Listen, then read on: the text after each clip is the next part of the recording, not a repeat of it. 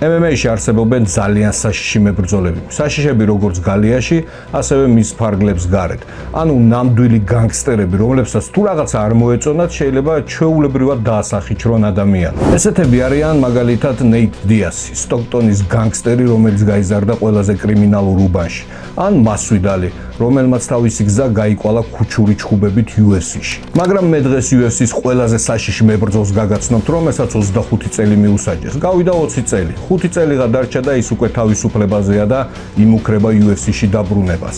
გაიცანით ლი მიურეი, მის სახელზე დანა ვაიტს კანკალი უტყდება. UFC-ს ყოფილი მებრძოლი იძებნება მთელი ქვეყნის მასშტაბით. მან თავის დაჯგუფებასთან ერთად ბრიტანეთის სარეზერვო ფონდის საცავი გაძარცვა და $90 მილიონ მეტი გაიტაცა. შეგიძლია მომიყვე იმ ჩხუბზე ქუჩაში რა მოხდა? რას გულისხმობ? მე შევხვდები ნებისმიერს, მნიშვნელობა არ აქვს, ნებისმიერს დავმარხავ. ლი მიურეი ყველა დროის ყველაზე საშიში განგსტერია, ვისაც კი ვიცნობ. თუ გინდა რომ გამაჩერო, მაშინ უნდა მესროლო. იცოდე საკონტროლო გასროლა თავში არ დაგავიწყდეს, რადგან თუ გადავრჩი, მე შენ ცოცხლად შეგჭამ. ლი მიურეი ცნობილია ზედმეტ სახელად ელვა. დაიბადა 1977 წელს ლონდონში. ის იზრდებოდა ერთ-ერთ ყველაზე კრიმინალურ უბანში. დედა მას ბრიტანელი ყავდა, მამა კი მაროკოელი. მამამის უყვარდა დალევა და ოჯახში სულ ყოველთვის კონფლიქტი და ჩხუბი იყო. მამამისი ურტყავდა ხელს როგორც დედამის, ასევე თვითონაც და ბავშვი იძულებული იყო მთელი თავისი თავისუფალი დრო, რაც კი ჰქონდა, გაეტარებინა ქუჩაში. ქუჩაში მიურეის ბავშვობიდანვე დიდი ავტორიტეტი ჰქონდა და ძალიან მაგრად უყვარდა ჩხუბი და სულ ყოველთვის რაღაცა ხიფათში იყო. თავის ტანატოლებში ჩხუბში მას ბადალი არ ყავდა და 16 წლის ასაკში ის უკვე თავისი დაჯგუფების, კრიმინალური დაჯგუფების მეთაური იყო, რომლებიც ქურდავდნენ მაღაზიებს, ყიდიდნენ ნარკოტიკებს და რაც თავარია ძალიან სასტიკად უსწორდებოდნენ სხვა ბანდის წარმომადგენლებს. ერთ დღეს მიურეი დაბრუნდა სახლში და მას სცენა დახვდა, როგორ ურტყავს ხელს მთვრალი მამამისი დედამის და აი აქ უკვე მას ხელში ამოვიდა და ზუსტად ერთ დარტყმაში გათიშა და დაანოკაუტა მამამისი. ზუსტად აი ამ დღის მერე მამამისი წავა ოჯახიდან და რამოდენიმე წლის განმავლობაში ის არც დაბრუნდებოდა თავისი შვილის შიშით. 17 წლის ასაკში მიურეი თავის ძმაკაცთან ერთად დაიჭირეს და ისინი მოხვდნენ ბავშვთა კოლონიაში, სადაც დაიწყეს ვარჯიში და სტეროიდების მიღება. კოლონიიდან ისინი გამოვიდნენ უკვე ძალიან მაგარ ჯანზე, გაათმაგებული თვითდაჯერებულობით და აგრესიით. ლი გახდა ლონდონის ერთ-ერთი ყველაზე საშიში განგსტერი, რომელიც დადიოდა ძვირადღირებული მანქანებით, უყვარდა გემოვნებიანად ჩაცმა და რაც თავარია ნებისმიერ დაწესებულებაში მას იღებდნენ როგორც განსაკუთრებულ სტუმარს. ნარკოტიკების გაყიდვა მან თავის ძმაკაც გადააბარა. თვითონ უფრო ფულის ამოღებაზე იყო, ვინაიდან მაგ დროს მას შეეძლო ადამიანების ცემა და რა თქმა უნდა პარალელურად ვარჯიშობდა და იჯდა დოპინგზე. ერთ დღეს მის დაჯგუფებას პოლიცია დაეცა და რამოდენიმე ადამიანი დააკავეს სხვადასხვა მიზეზებით. ლი მიურეი არ დაიბნა, გააკეთა ვიზა და ეგრევე მოხია ამერიკაში, სადაც განაგრძო ვარჯიში და დაამატა MMA. ის ვარჯიშობდა UFC-ს ყოფილ ჩემპიონთან მილიტიჩთან. ლიმ თავისი პირველი პროფესიონალური ბრძოლები ფინიში დაასრულა პირველივე რაუნდში და მოღვაწეობდა ბრიტანეთის სახელით. ანუ განგსტერიდან გადაკვალიფიცირდა სპორტსმენად და ამან მისცა მას საშუალება, რომ უკვე უპრობლემოდ ჩასულიყო ბრიტანეთში. 2002 წელს ლონდონში ტარდება UFC 38 და რა თქმა უნდა ლი მიურეი ამ ღონისძიებას არ მაზავს და მიდის საყურებლად. ივენთის მერე UFC-ს მებრძოლები, ანუ ეს ჩემპიონები წავიდნენ კლუბში დროის გასატარებლად და რა თქმა უნდა ლი მიურეიც დაადგათ მათ თავზე და მათთან ერთად რაღაცა დროს ატარებდა და ბოლოს წვეულების ბოლოს გარეთ რო გამოვიდნენ, რაღაცა შეტაკება მოხდა, შელაპარაკება მოხდა და ერთმანეთის პირისპირ დადგნენ ტიტო ორტისი, UFC-ს ყოფილი ჩემპიონი და ლი მიურეი.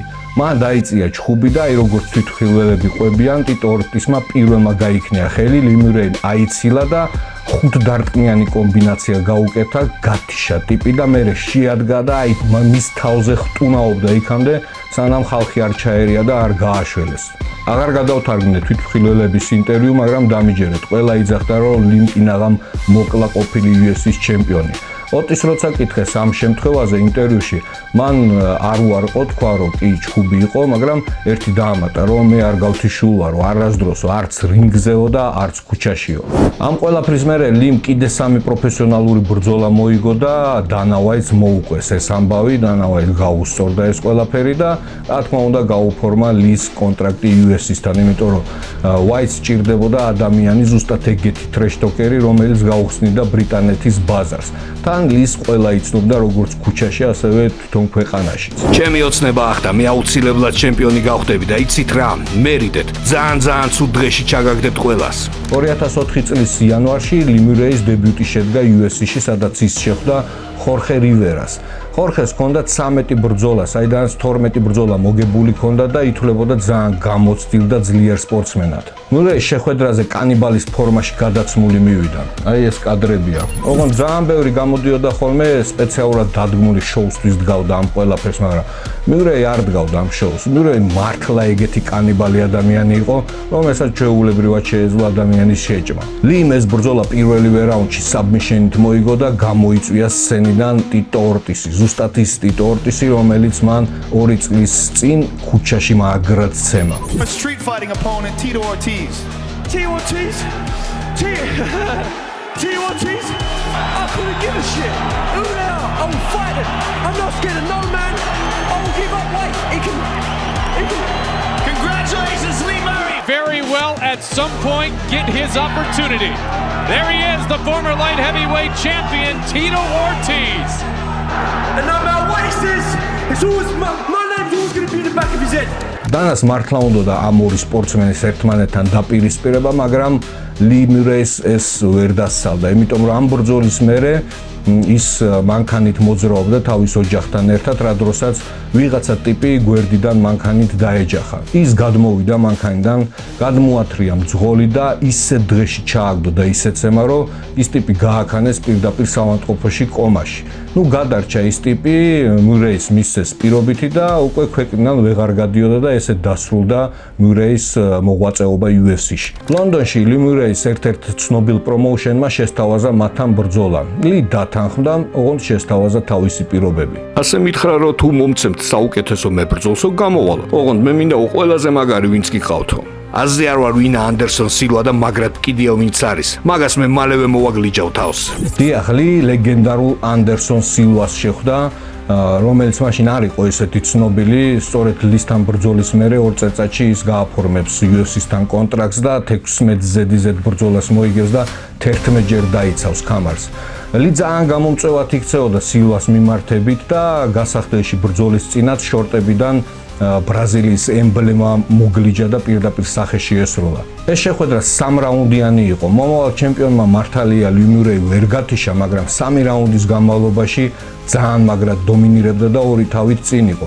როდესაც გამარჯვებულის გამოცხადების დრო მოვიდა, ანდერსონ სილვას აუწიეს ხელი, ანდერსონ სილვა შეტრიალდა და ხელში დააკავა მას ის ბრაზილიის დროშა, რომელიც მან მოგლიჯა და ესე პატივისცემით დაიხარა და მერე ხელი აუწია.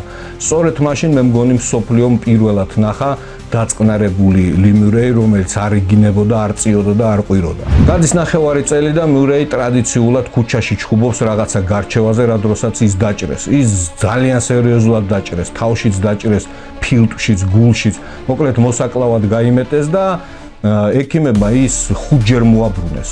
ის 5 ჯერ მოკვდა, იმიტომ რომ 5 ჯერ მოაბრუნეს დეფიბრილატორით და გადის 3 კვირა, ისეთი რეკარშეტი იყო, რომ საავადმყოფოდან გარბის და მირბის დარბაში იმისათვის, რომ ივარჯიშოს ტომარასთან კრივი. რა თქმა უნდა, ასეთი სერიოზული ჭრილობების მერე პროფესიონალური კარიერა MMA-ში დასრულებულია.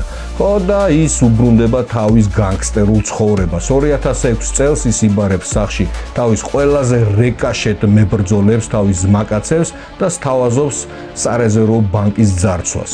ლი მურეის ბრიტანეთში იცნობს ზაღლი და კატას, სულ ყველა აბსოლუტურად. ამიტომ მან დაიქირავა ვიზაჟისტი, რომელმაც მაკიაჟი გაუკეთა როგორც თვითონ, ასევე თავის ბანდის წევრებს და ამ მსგავსა პატიოსან ტიპებს, ჩაიცვეს პოლიციელის ფორმა და წავიდნენ საქმეზე.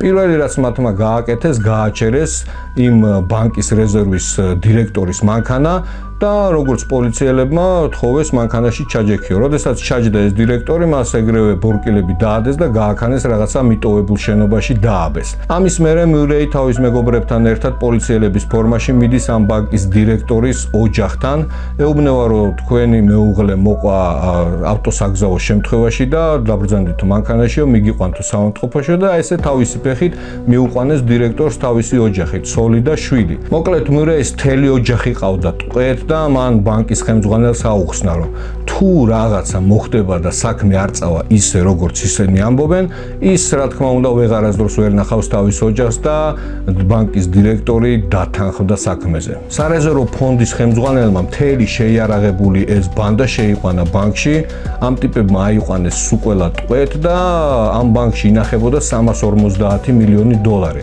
თუმცა ეს 350 მილიონი დოლარი ვერ წამოიღეს, იმიტომ რომ ფურგონიანი მანქანით იყვნენ, ამ მანქანაში მარტო 90 მილიონი დოლარი დაეტია.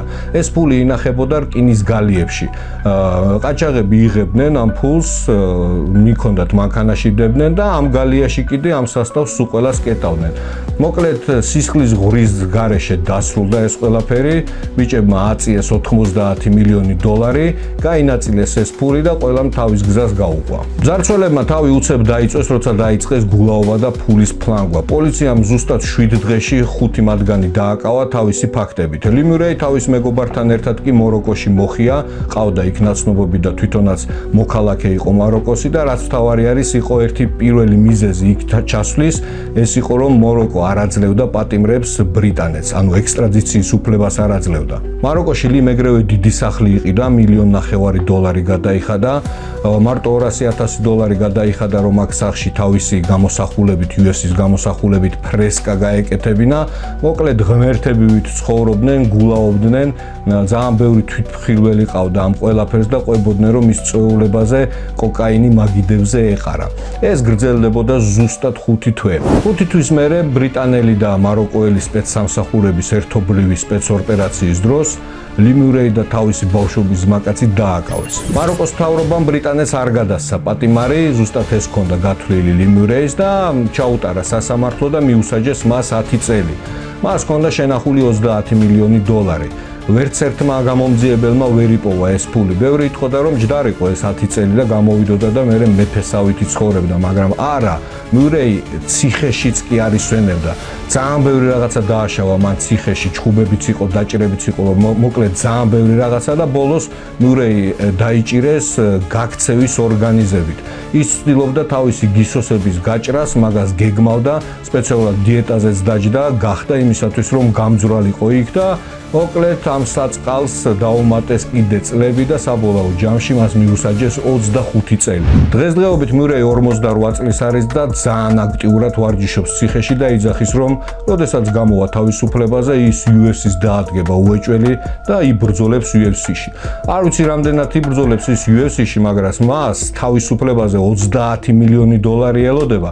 ასევე რაღაცა სერიოზული რეჟისორი არის დაინტერესებული მაგის ამბით და მასზე ფილმის გადაღებას აპირებენ და ასევე ის არის ლეგენდა, მებრძოლი, რომელმაც ბრიტანეთის ისტორიაში ყველაზე დიდი ფული გაწია ბანკიდან.